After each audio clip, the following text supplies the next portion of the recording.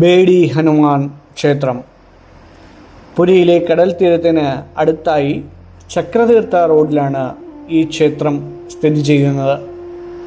ജഗന്നാഥ ക്ഷേത്രത്തിന് ഏകദേശം 2 കിലോമീറ്റർ കിഴക്ക് ഭാഗത്തായാണ് ഇത്.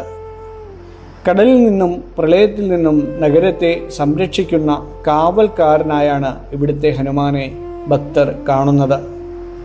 ഈ ക്ഷേത്രത്തിൻ്റെ കൃത്യമായ നിർമ്മാണത്തെക്കുറിച്ച് വ്യക്തമായ ചരിത്രരേഖകൾ ലഭ്യമല്ലെങ്കിലും പുരിയിലെ മിക്ക ക്ഷേത്രങ്ങളെയും പോലെ ഇതും പുരാതന കാലത്ത് ഒഡീഷ ഭരിച്ചിരുന്ന ഗംഗാ രാജവംശത്തിൻ്റെയോ അതിനു മുൻപുള്ള ഭരണാധികാരികളുടെയോ സമയത്ത് നിർമ്മിക്കപ്പെട്ടതാണ്. ഇതിനെ ദരിയ ഹനുമാൻ അല്ലെങ്കിൽ കടൽ കാക്കുന്ന ഹനുമാൻ എന്നും പറയുന്നു.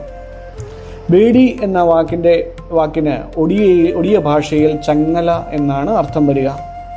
ഈ പേരിന് പിന്നിൽ രസകരമായ ഒരു ഐതിഹ്യമുണ്ട്.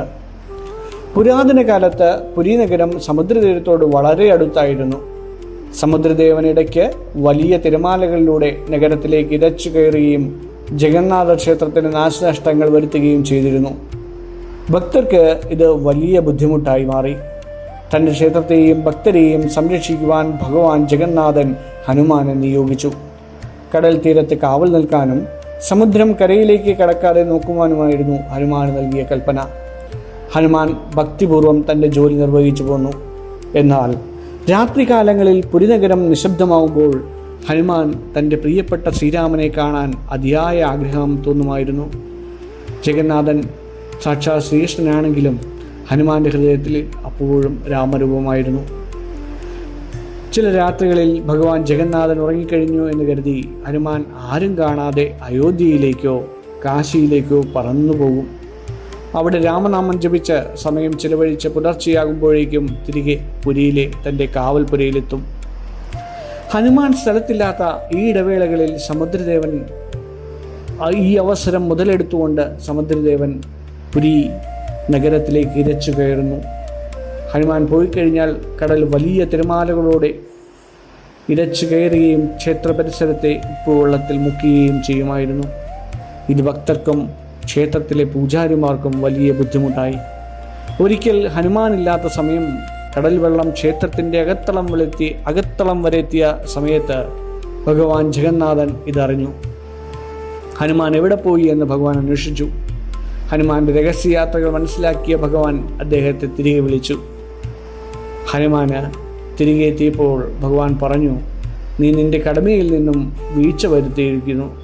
നിന്റെ അയോധ്യയിലേക്കുള്ള യാത്രകൾ കാരണം പുരി നഗരം അപകടത്തിലാണ്. ഇനി മേലിൽ നീ ഇവിടം വിട്ടു പോകരുത്. അങ്ങനെ ഹനുമാൻ വീണ്ടും പോകുന്നത് തടയാനായി ഭഗവാൻ ഹനുമാന്റെ കൈകാലുകൾ സ്വർണ്ണ ചങ്ങലകൾ കൊണ്ട് ബന്ധിച്ചു. ആ ചങ്ങലയുടെ ഒരറ്റം പുരിയിലെ മണലിൽ ഉറപ്പിക്കുകയും ചെയ്തു. ഭഗവാന്റെ കൽപ്പനയായതിനാൽ ഹനുമാൻ അത് സന്തോഷത്തോടുകൂടി സ്വീകരിച്ചതായി പറയുന്നു.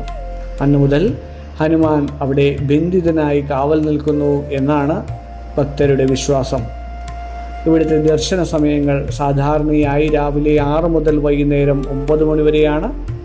നമ്മൾ പുരി ജഗന്നാഥ ക്ഷേത്രം സന്ദർശിക്കുന്ന സമയത്ത് ഭക്തരെല്ലാം ഈ ഒരു ക്ഷേത്രം ബേഡി ഹനുമാൻ ക്ഷേത്രവും സന്ദർശിക്കാറുണ്ട്.